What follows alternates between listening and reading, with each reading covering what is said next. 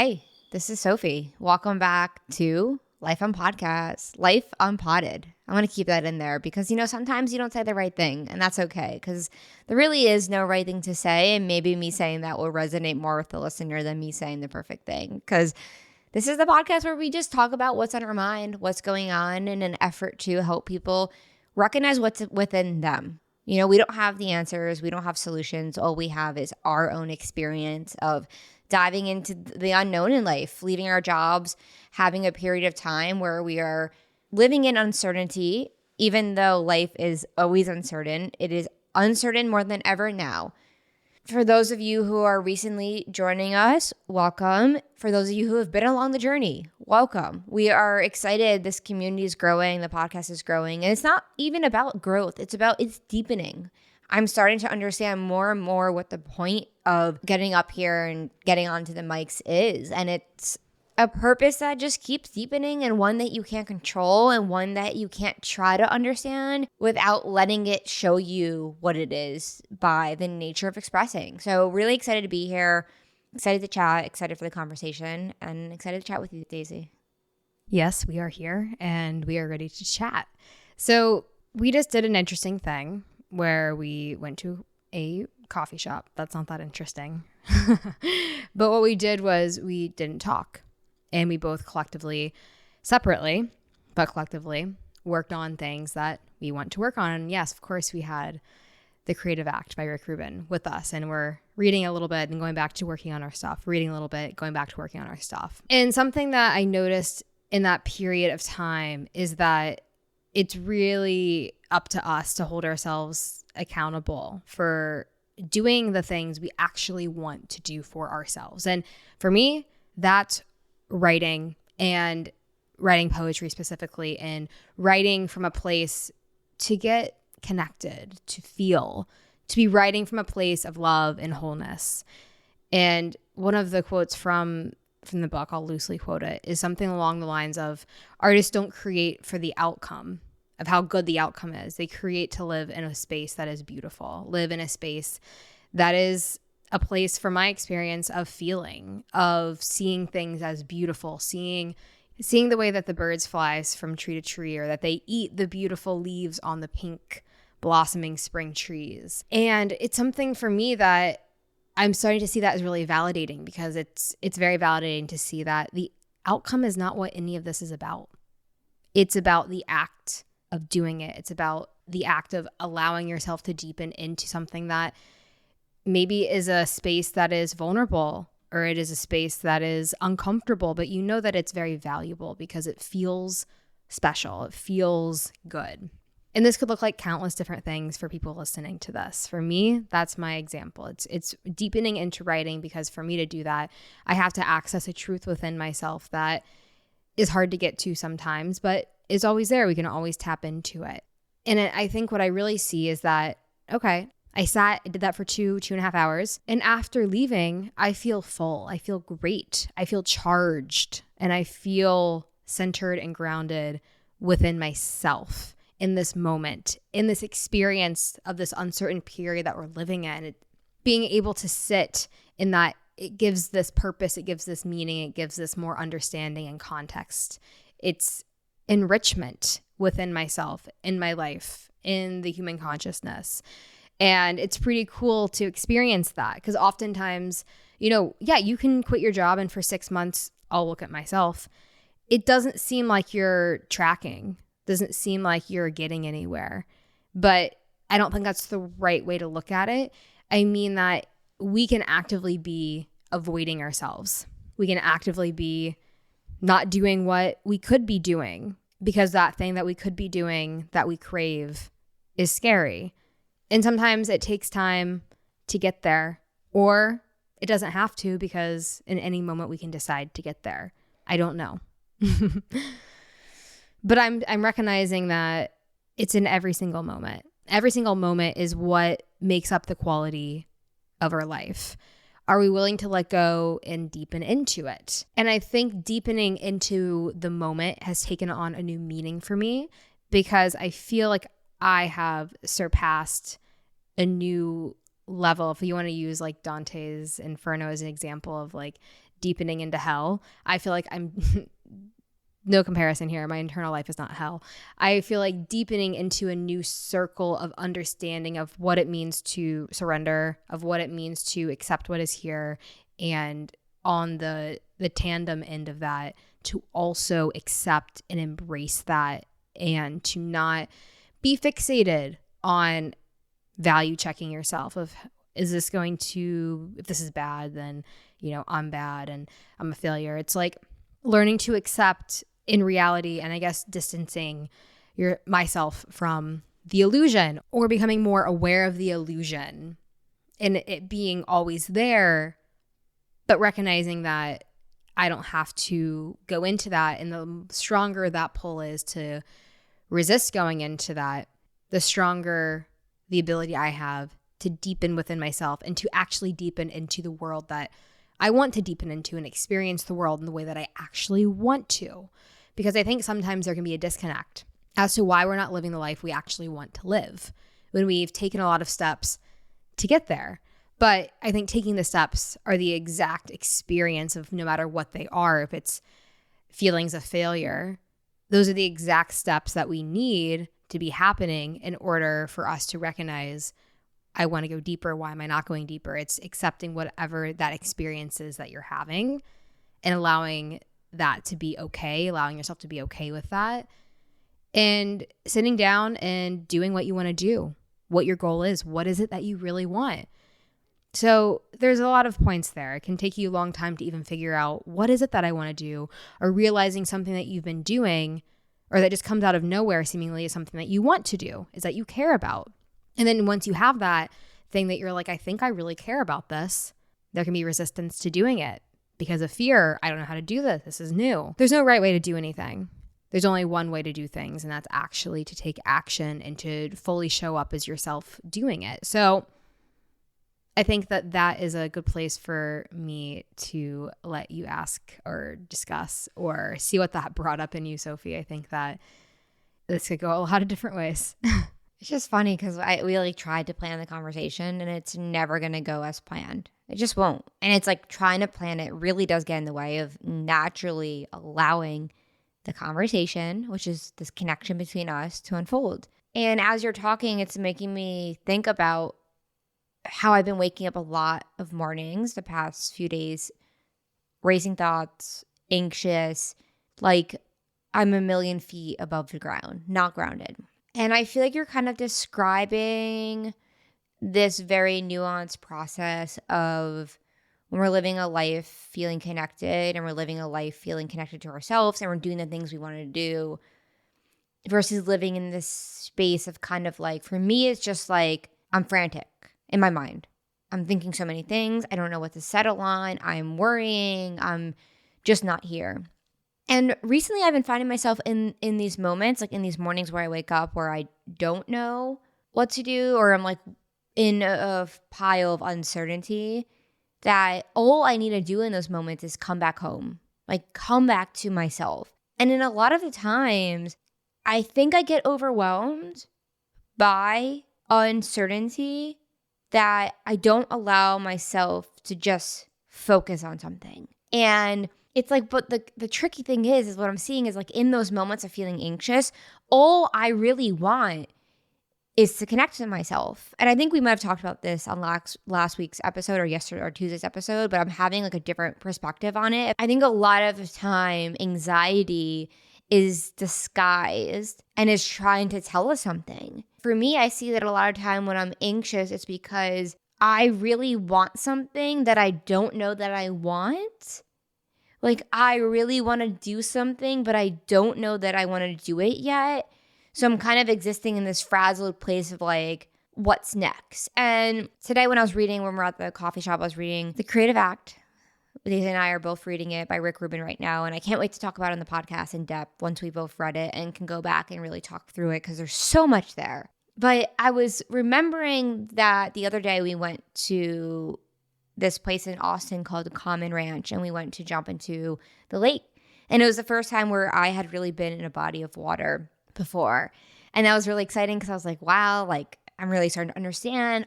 There's so much depth to it. There's so much to explore to it. And we were on the deck, and the deck, it's overlooking Lake Austin. And there's people there, with their dogs. They're having lunch. There was like teenager girls next to us talking about how they didn't want to get their hair wet, jumping into the water, which I thought was really funny and relatable. And it gave time to jump into the water. And Daisy was like, I'm just going to jump in. And I was like, I'm scared. Like, I haven't jumped into a lake in so long. Like, this is scary. And this is like that pit in my stomach was coming up of like, oh, like, I don't want to jump. And then I think I was like, Daisy, can you jump first? And then you did jump.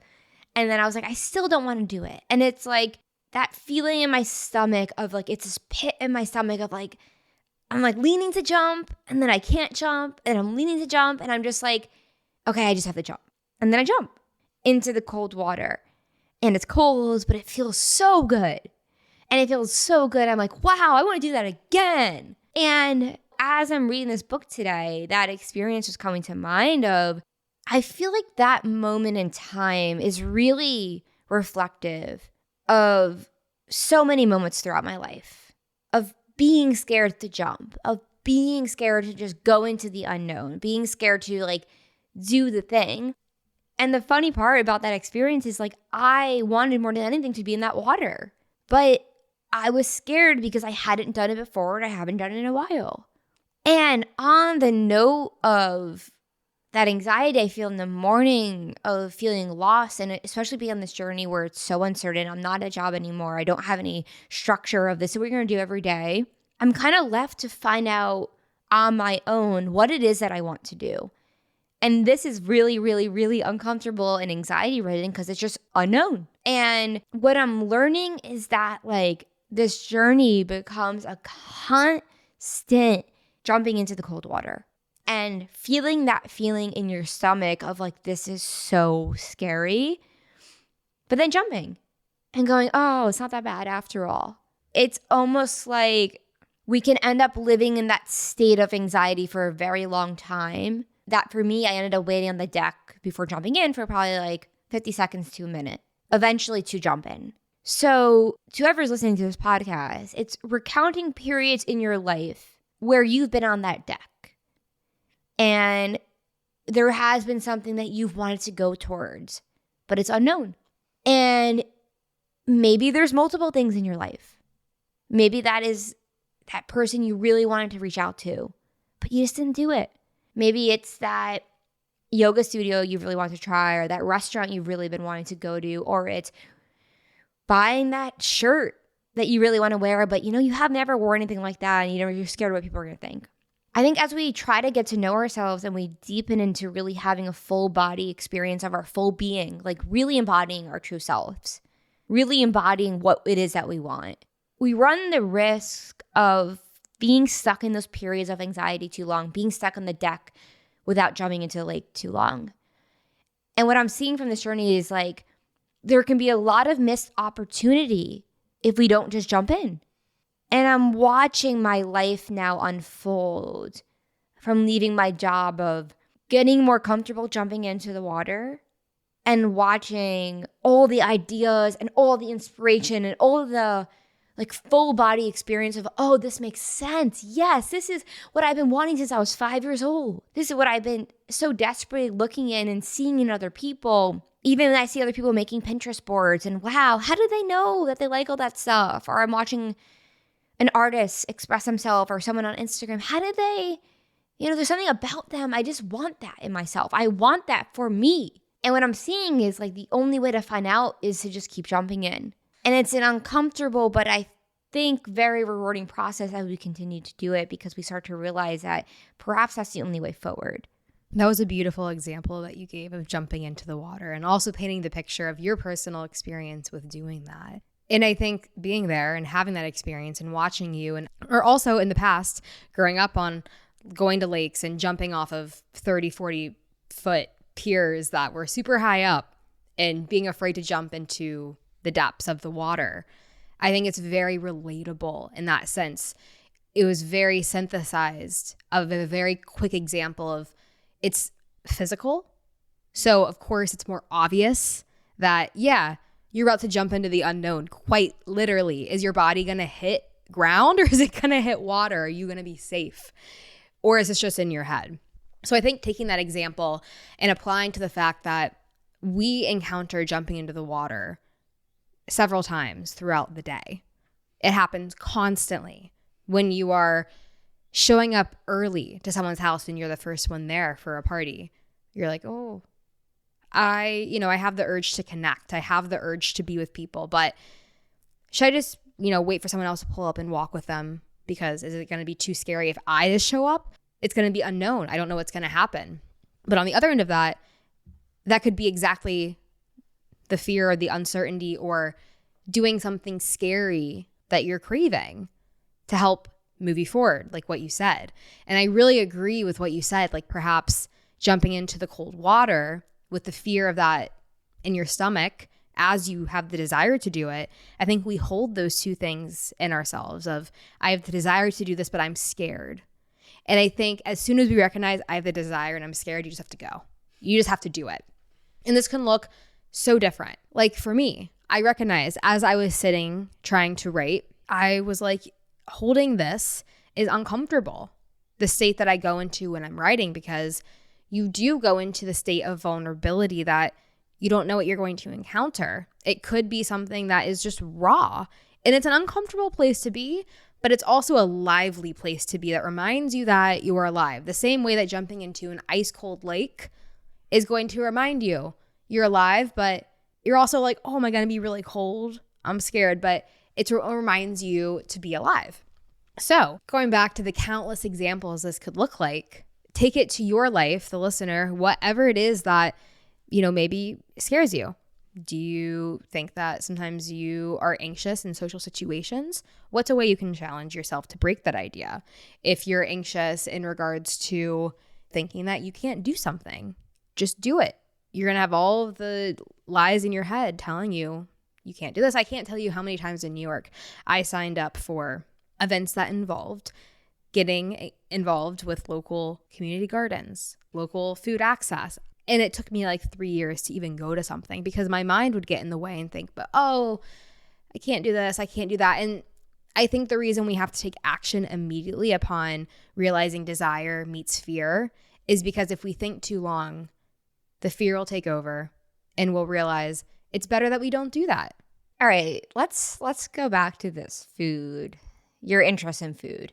Because I think I've seen you throughout our relationship, like, go back and forth with like, I'm so passionate about food. I'm so passionate about clean eating. And I've seen you on multiple occasions, like you're saying, sign up to work at the farmer's market or wanting to get involved in all these things. Or even when we moved to Austin, you bought like 3 books on Chinese medicine and all these things. And I don't think we've really talked about this in a while between us. So look, okay, here's the interesting thing.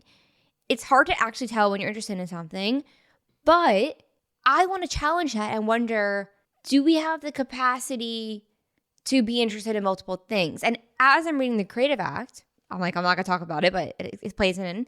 He talks about the process of gathering a bunch of seeds in the creative process. And I kind of view this in the act of creating our own life, right? Trying a bunch of things out. And I think sometimes we put too much pressure on, I don't actually want that. Like we let the mind get in the way of like, I don't actually want to do that. Or I'm trying to think of an example of my own life, just like yoga. I'm seeing how recently when I've been doing yoga, I'm like, wow, like maybe I'll get certified as an instructor. But that is something I never, ever, ever, ever could have thought I could do. I think that we create this very big gap between, we look at our current reality and we say, if I'm doing this already, for me, I have no experience doing yoga, then the idea of, I'm thinking so far into the future of like, either I'm an instructor or I'm not doing it. But now I'm seeing this very interesting balance of like, I don't even have to become an instructor. I can just learn and find and deepen my understanding in yoga and Buddhism and Taoism and Hinduism and the understanding of like the history of where this practice comes from and also get involved in a community.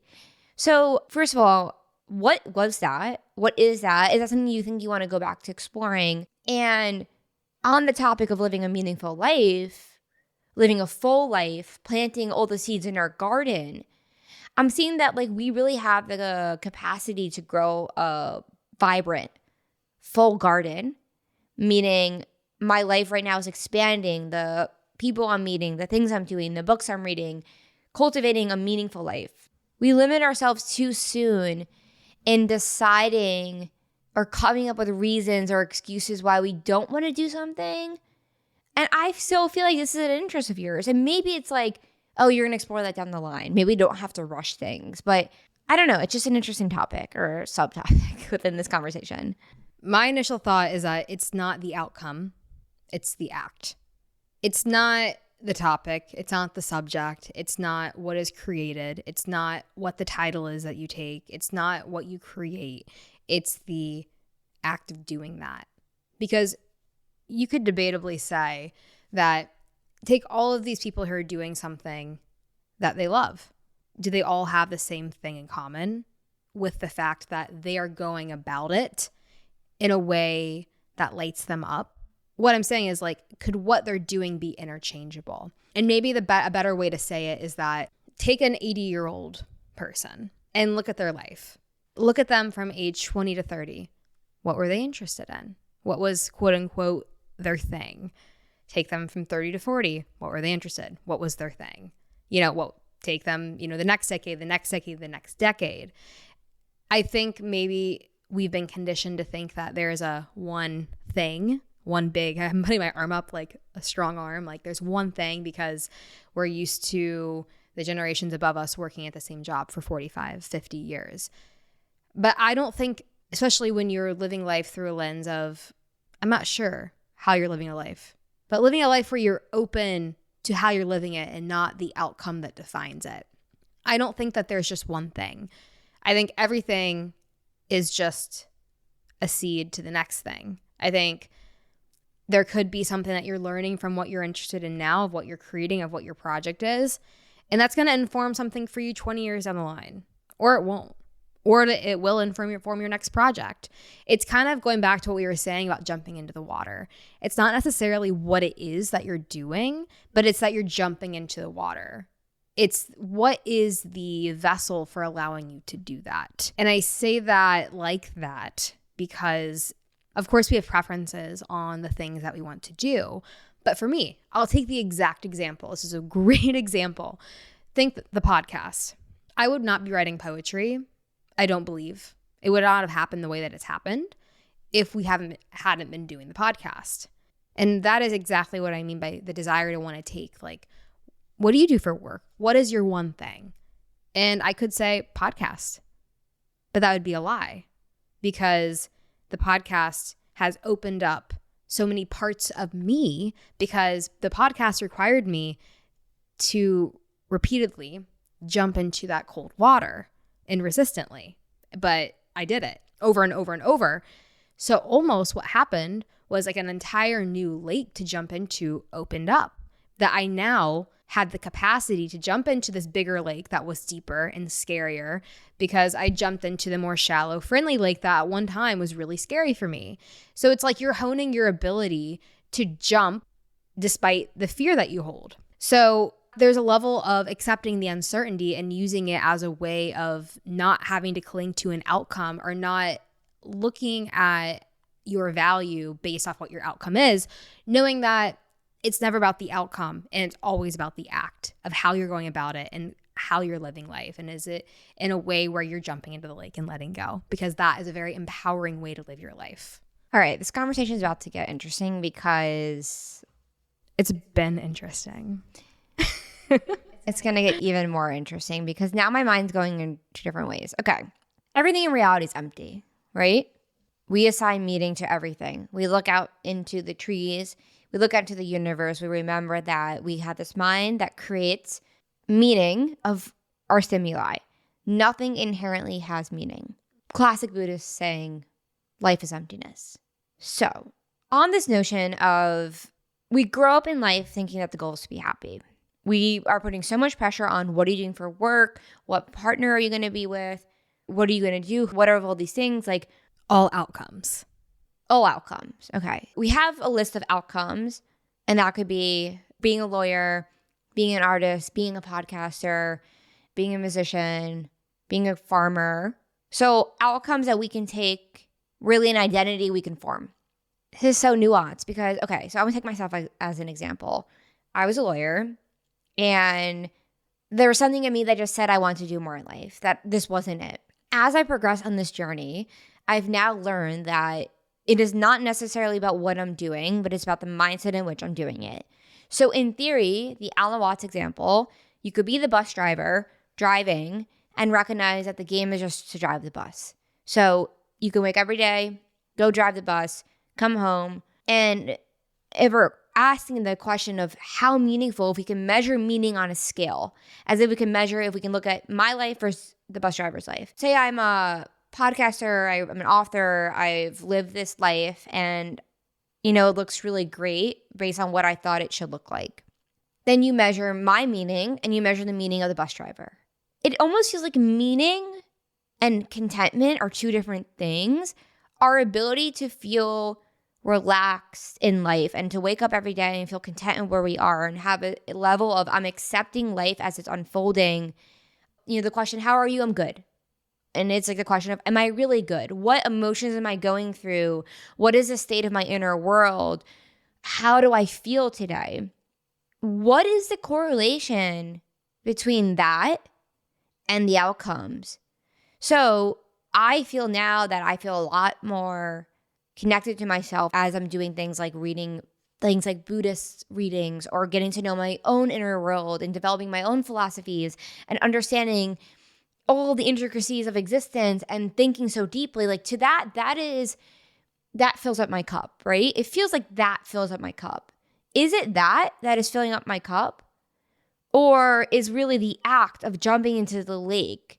It doesn't matter what lake you're jumping into. It doesn't matter where you are. It doesn't matter what you're jumping into. It doesn't matter what bathing suit you're wearing. It's just that you're jumping into the lake time after time again. And what happens when you jump into the lake is that you're letting go of thought and you're experiencing reality and you're experiencing life. And that's the act of podcasting. We're experiencing life. We're experiencing reality. We're not in our mind. We're not creating a story about what's happening. We're not creating a story about, oh, I'm this person and my life sucks and I'm never going to be this way. And this is what my life means right now. And I'm a nanny who left my job and I have no value because everybody else is making so much more money than me. And I'm a loser and I'll never be successful. But you're just, on the other hand, you're just here. You're existing in this human body. You're living. You're connected to the innermost sense of love. Is that all life is? Is that the maximum feeling we can ever reach? Or do some people truly have the way that a musician, like the Beatles, look at the Beatles, like it feels like their life purpose was to be the Beatles and to create this music and impact the world as such. It's like kind of a multifaceted question of like, do we have purpose? Are there truly things that light up Daisy in your being that don't light up Sophie? Or are there infinite and limitless things that we can do, but what really matters is that we're letting go and experiencing the act of doing? Basically, could I have just as meaningful life as a lawyer? Or am I really getting to know parts of myself? And maybe you can repeat what I just asked back. I think it was a very multifaceted thing. Yeah, I can do that. I get it. It's an interesting question. And my mind immediately goes to Buddhist philosophies. But before I go into that, I'll restate your question if the audience, if it wasn't clear to them. Basically, you're asking, there's two versions of your life, Sophie. There's a version where you're still a lawyer. It was something that you could manage. Could your life be just as fulfilling by taking these same philosophies that you're learning of acceptance, surrender, life is inherently empty, I give it meaning, taking those same philosophies, could you be just as happy doing that within your law life as you could doing that being a podcaster, a writer, these things that do light you up, that are more purpose-driven? That's the question. I mean, there's two parts of me that wants to answer this. One from what I think is the right answer based off of what I've learned, and one that is from my experience. Both I walk into with caution because my experience is just my experience, and based it off of what I know, it's like, well, how much do I really know about what the right thing is? So it's like a really hard thing to answer, and I don't I don't have the answer, but we can talk about it. I think in theory, again, I haven't had this experience. If you want to look at it from the Buddhist perspective of emptying yourself, the real work is all your internal life, all of it.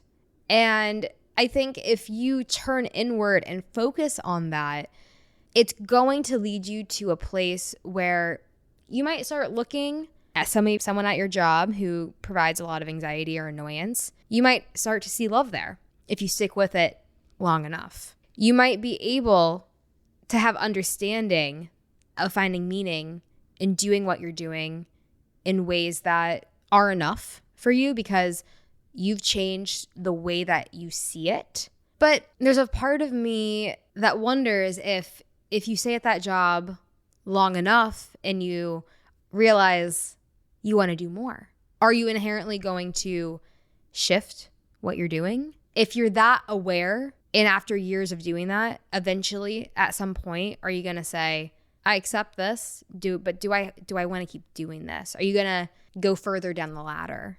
I don't know. I think it's up to your personal preference of what you want. I think it probably is possible in both routes because, I don't know, look at a monk. You think their purpose and meaning comes from meditating all day? I would be curious of like what a monk's purpose comes from, because you might look at that and be like, that's inherently empty from the outside looking in, but you never see someone's inner world. So that goes back to the question of, does it actually matter what they're doing? If you have that rich of an inner world, does it matter? But then I think going to the second part, Sophie, I feel like being in this position that we're in, it can lend an aid of helping you enrich that inner life and almost doing it through a different means. Okay, I have a question. So I have a garden, right? And I'm planting tomatoes, corn, and cabbage. You have a garden. You're planting jalapeno peppers, basil, and red bell peppers, okay? Both our gardens are full. I look at my garden and I feel complete. I feel very connected to the fruits and the vegetables in my garden. You look at your garden, you feel the same way. Similarly, your red bell pepper may be poetry to my corn, which is whatever it is, writing or coaching or mentoring people. Like, this is where it goes to like our being. We are all the universe. We are all connected to the reality of what's created this. You can argue personalities don't exist because if you're a quote unquote introvert, it's like, okay, have you questioned that? So what are you just reality expressing itself in the form of poetry and I'm reality expressing itself through the form of coaching? Is it all just reality being expressed? Is it all just a matter of the being self-expressing, and because it's that being, it's going to resonate to that being more than the other being? I can't go and write the same poetry as you. But can you? Chew on that. My thought came to, I had a thought that I realized months ago, the reason I enjoy writing poetry is because it makes me feel connected to myself. It helps me feel whole. It helps me feel present. It helps tap me out of the illusion and the illusion being urgency and fear and this has to be right. And it helps tap me into this experience and being with myself. And by myself, I mean just being in truth of what is happening. And it's like driving down a highway with the windows rolled down on a hot day. Your favorite song is being played on the radio and you're singing it with all of your friends and like you're just in the moment. That's why I like writing poetry, because it makes me feel that way. So maybe we all have different ways of feeling that way. Maybe for some, building a table from scratch is what allows them to feel that.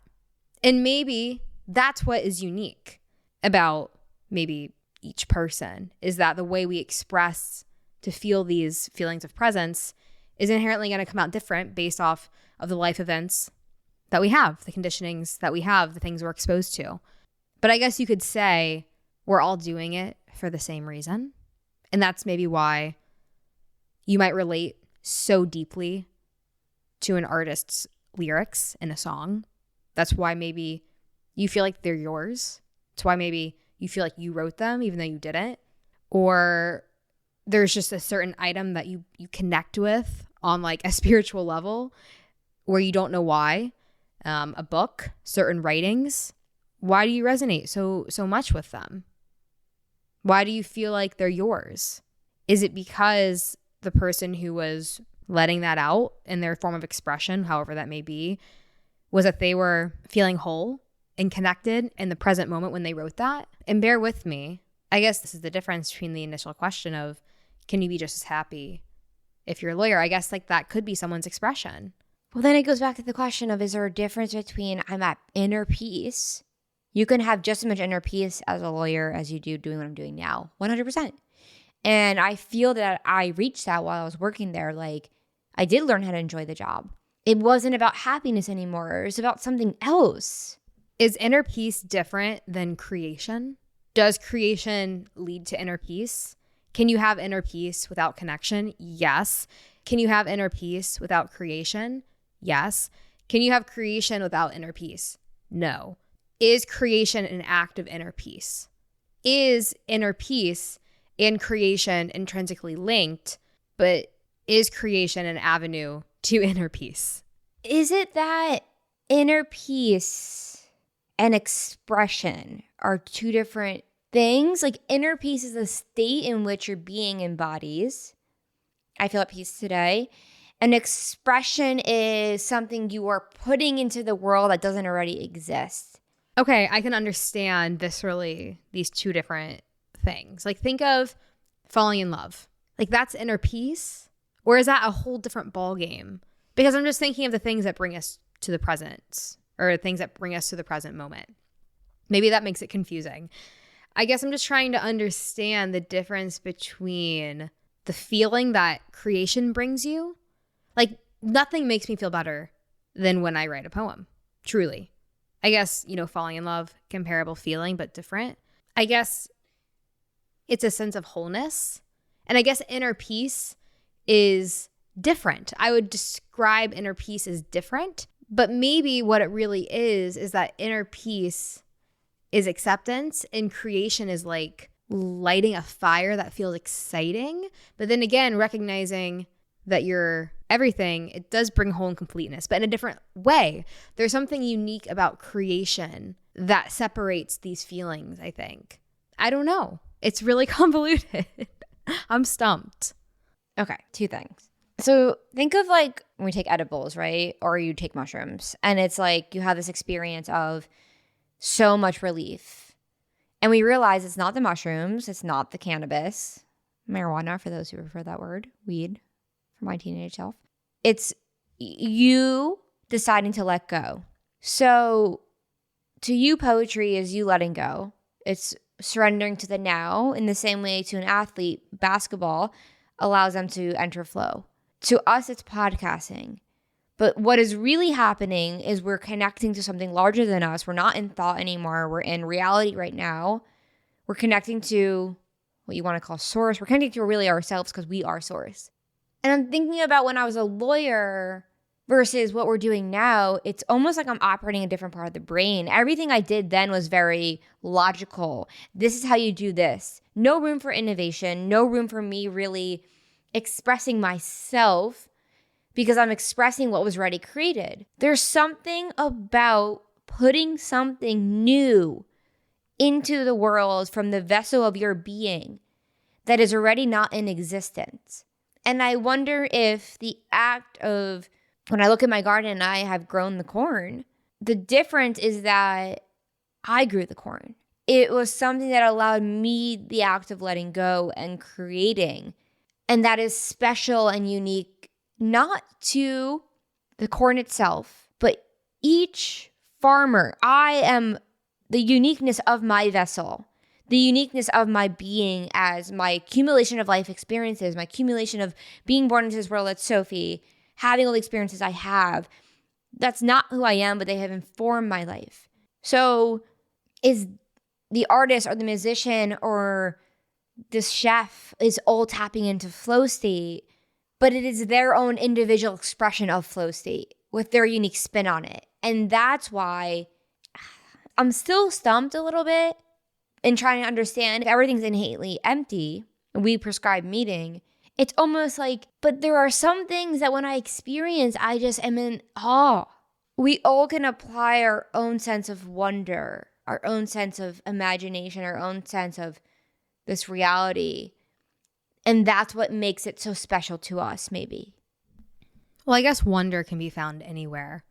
And I think law is a great example of the kind of law you were doing, which was writing contracts and loan and agreements and all of that stuff.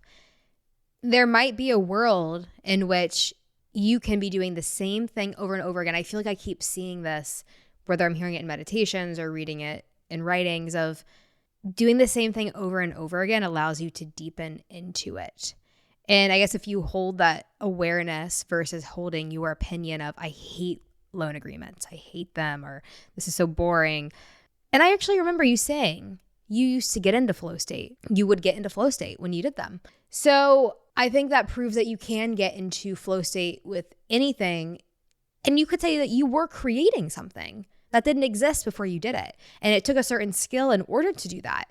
So maybe you can find flow state with anything. Think of the bus driver example you gave. Happy as a clam, you know? And you could say that the routes he takes or she takes, that's creation. The way in which they show up to the kids, the way in which maybe they play music, maybe they don't. Maybe they say the same thing every day. Maybe they say a surprise every day. Maybe they say a joke every day. The act of being alive is creating. Every way you move your body. Like, I can think of, I don't know, being young and being in school and judging teachers of like, why are you hanging out? Why are you teaching 12-year-olds? Like, we don't want you here because like you're so angsty at that age. But then all of a sudden, one teacher comes in and they just do it so well, from the way that they look, the way that they express themselves, the way they express the words on the wall of their classroom. It totally changes the way that you see something that is dull and boring, because maybe the way people are doing it is in flow state, but all of a sudden this new person arises and you're captivated by them because you're like, what is it about them that is so inspiring? And it's that they are paying attention to detail. They are finding wonder within the mundane things that maybe others don't. I guess I use this example as a way of painting. We can bring creation to anything, and maybe in a lot of corporations or maybe in a lot of career paths or companies, it doesn't feel like there's room to do so. So people forget that they can, and they lose touch with that part of themselves. And maybe the important reminder is that you can authentically express yourself and find flow in what you're doing if you surrender to it.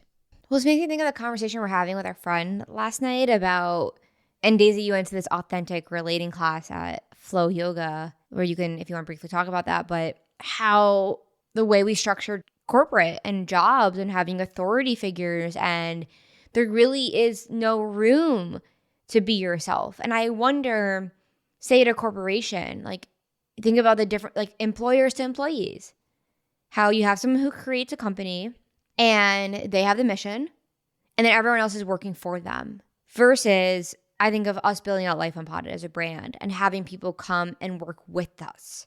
Collaboration. There's a level of letting go of the idea of yourself that is required of, I know that this business and this money and everything I'm making, it's not about me, me, me, me. It's about the larger mission at hand. When I was at my law firm job, that didn't exist. It was, you have to report to the partner. You have to do exactly what you said. If you send the email the wrong way, you could get fired, basically. Don't even look at the partner the wrong way, it felt like. Don't say the wrong thing on the call. There is such rigidity in what's right and what's wrong, and it's a very logical, box way of viewing reality that goes contrary to the existence as a whole, goes contrary to nature, goes contrary to our being. So I think that the nature of poetry, the nature of what we're discovering with podcasting, and podcasting isn't always like this.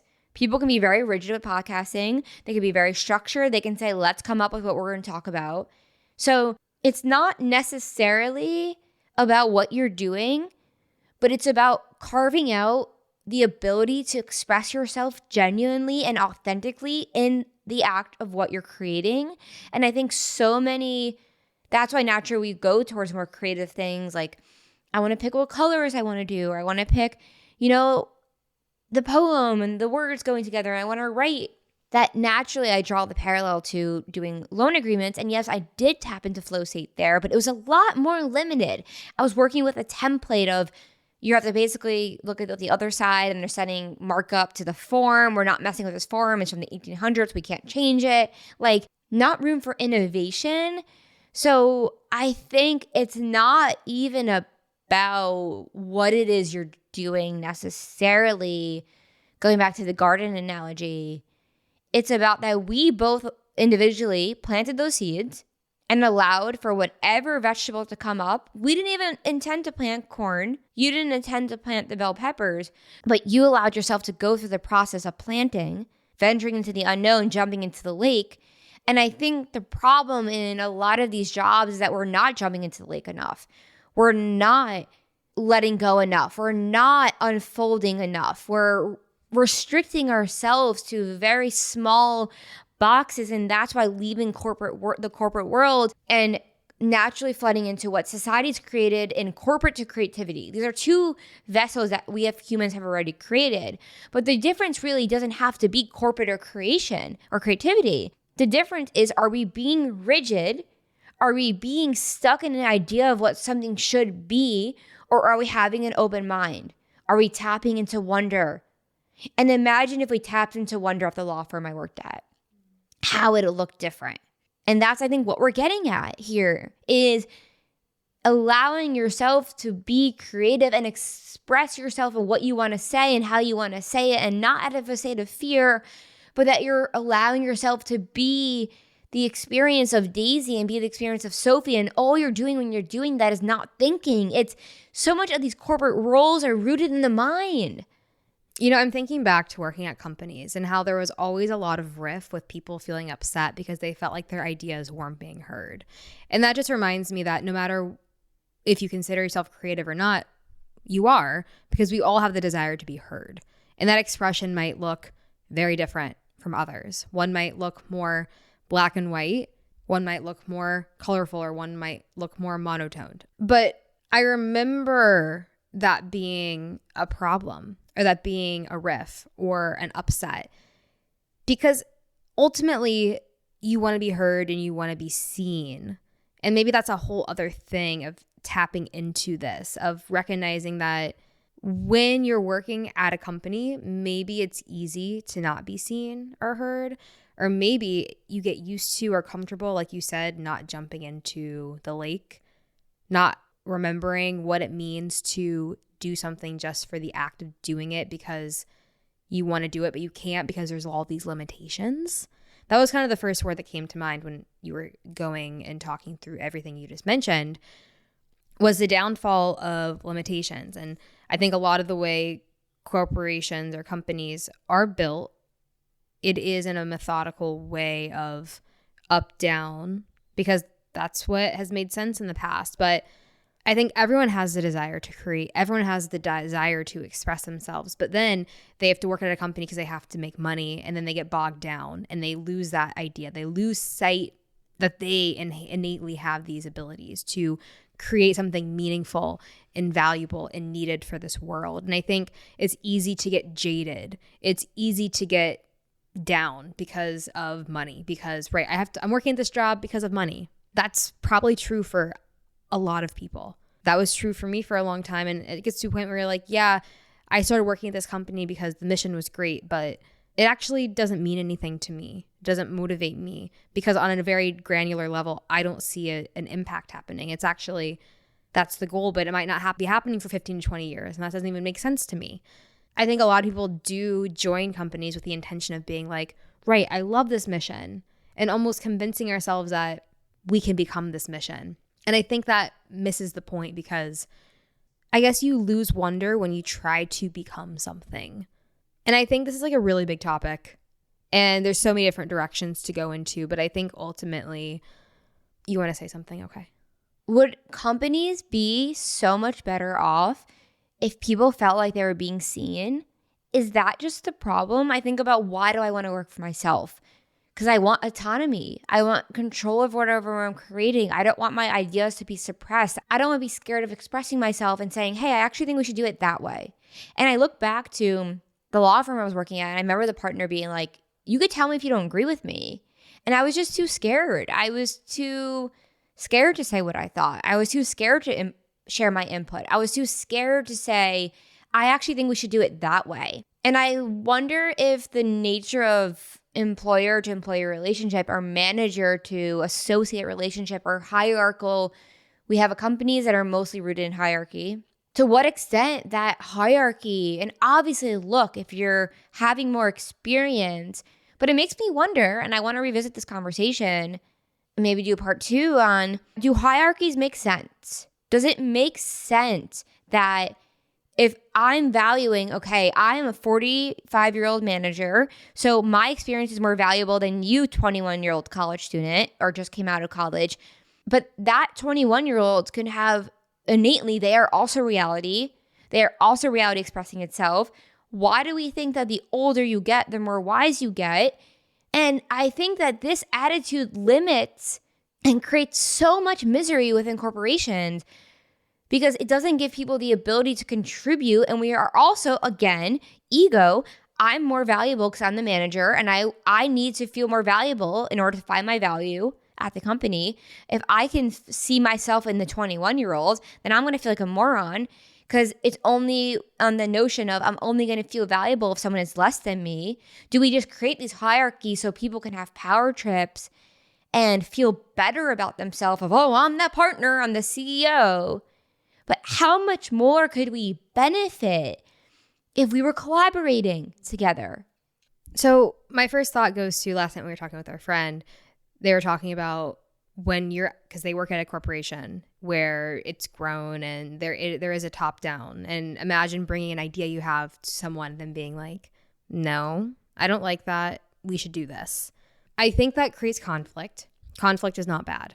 But I think repeated excessive conflict can be exhausting maybe, and it can maybe squash creativity. I think the goal, it's like checks and balances. Like that's the ideal way of creating something, right? But that sounds like more managing something. And my next thought goes to, are corporations not meant to be as big as they are with these huge teams? Like I think of Life Unpotted, and I think about how our friend Erica helps us. And I think of also group projects back in college. And I think about classes, and I think about how things naturally unfold when you're with the right people, when you tap into the same thing, when you are fighting for the same right, when you're fighting for the same good, when you're walking through the mush to get to the same outcome because you're driven by the same desire.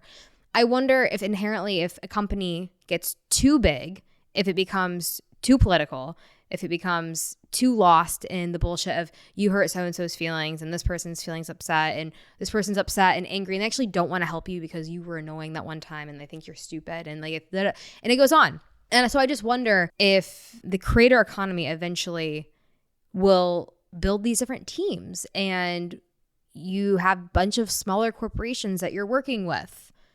I don't know. I think it's an interesting future to think of or to consider because inherently these larger corporations, it turns into, are you returning enough money to the investors? And that's ultimately where I think the greed comes in. And I think that squashes, so-and-so's idea. No one gives a shit about your idea because we want to know how much money you're going to be making. That's all we actually care about. I think there comes a point in the creation of a company where it gets to that point. If it decides to year over year continue to grow excessively or a lot.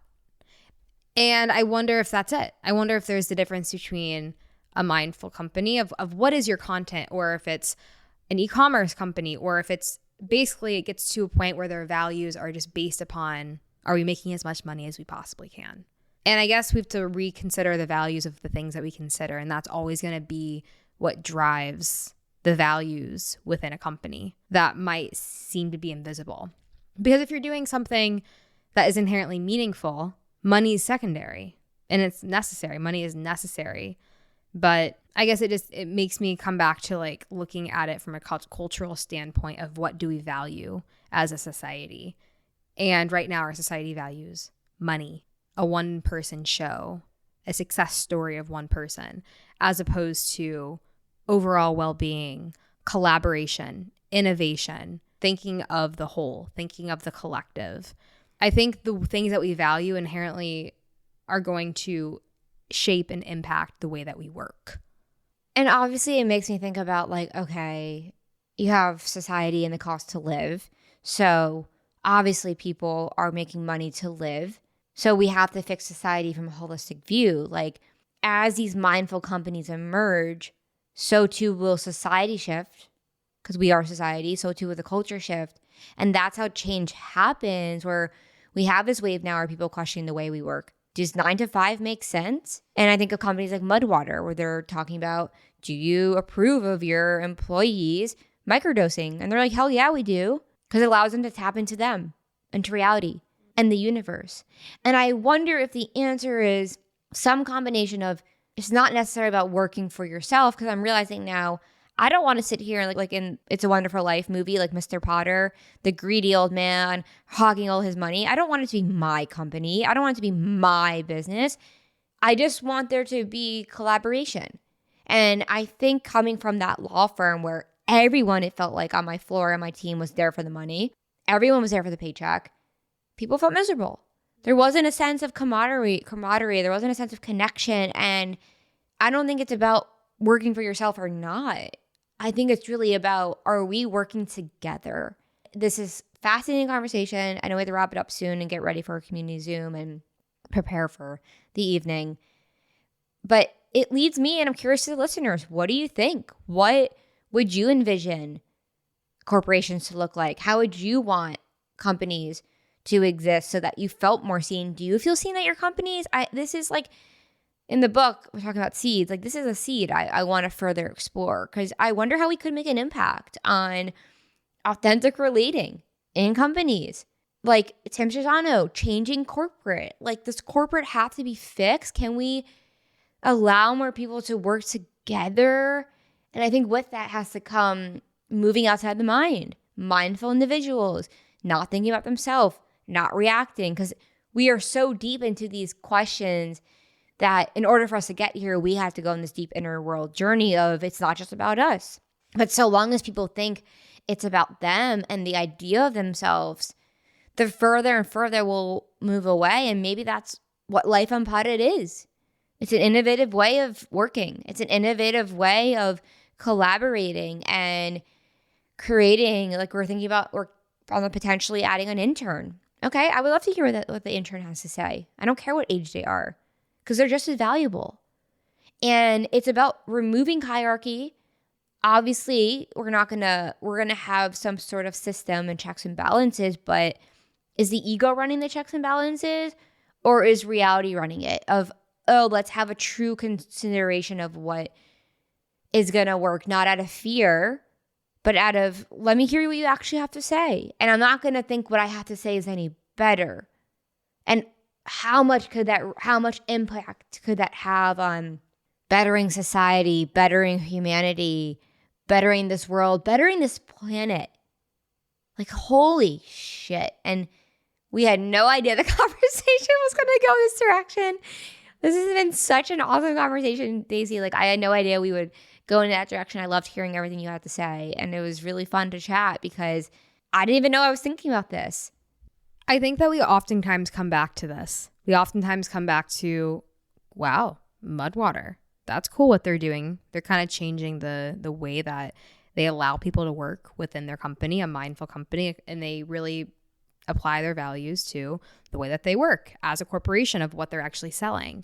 And I think that's like almost like a cornerstone of what we look at. And I think we come back to this overarching topic of the way we work. And what is the future of working? What is the future of corporations for a more connected world, a more just world? I think it's a fascinating topic that we always find ourselves coming back to. And I think that with time, the things that we come back to are the things that we continue to deepen into. So who knows where this will lead? It could be a fascinating conversation with a range of people. We'll see. But this is a good combo. I enjoy talking with you too. And I love the opportunity to get to talk freely and to get to just express freely and see where that goes, because we leave the mind and we enter that state of whatever you want to call it. Love, the universe, connectedness. I don't know, but this has been a good convo and I appreciate it. And kind of to close out on that question I was trying to answer before, I think what I would say, and I'm really open to the listener's perspective, I think this is an open conversation like it always is. There is no answer. It's just expression. But I think what I've learned from this conversation is that I think it's more importantly that we're being seen in our ability to express. And I'm given the opportunity to create my own garden.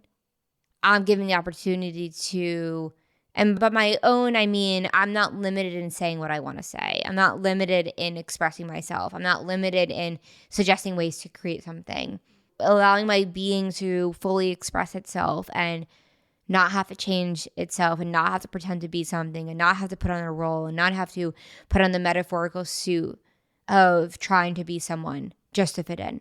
And if we could have a world in which we are all authentically embodying ourselves, authentically connecting, maybe it wouldn't have to be a matter of where am I working?